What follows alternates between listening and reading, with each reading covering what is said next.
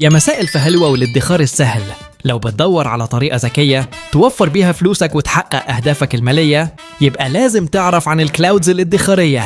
يعني إيه؟ استنى عليا وهقول لك كل حاجة.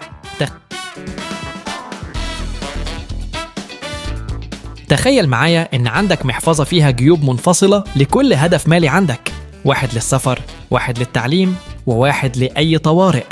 هو ده بالظبط اللي بتقدمه لك الكلاودز الادخارية.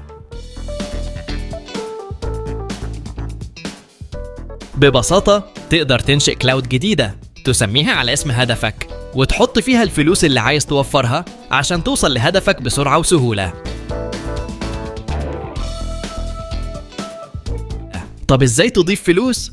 عندك طريقتين، إما تضيف الفلوس مباشرة من محفظة الادخار، أو تحولها من محفظة الاستثمار بكل سهولة. وعشان تكون مرتاح نفسياً، الكلاودز الادخارية مربوطة بصندوق استثماري متوافق مع الشريعة الإسلامية تحت إشراف لجنة شرعية، يعني فلوسك بتزيد بطريقة حلال وآمنة.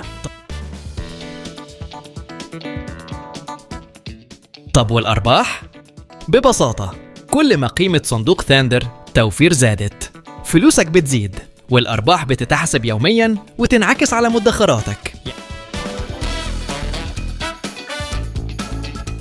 يعني كل يوم تقدر تشوف فلوسك وهي بتزيد وتعرف انت ماشي فين بالنسبة لهدفك.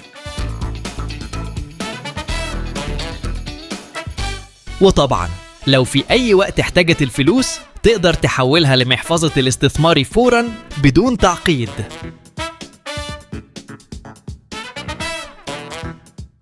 باختصار، الكلاودز الادخارية بتخليك تقدر توفر فلوسك بذكاء وتحقق أهدافك بدون ما تحس إنك مضغوط. جربها دلوقتي وخلي فلوسك تشتغل لصالحك. لينك التحميل في الوصف. أي استفسار علق وأنا هرد عليك.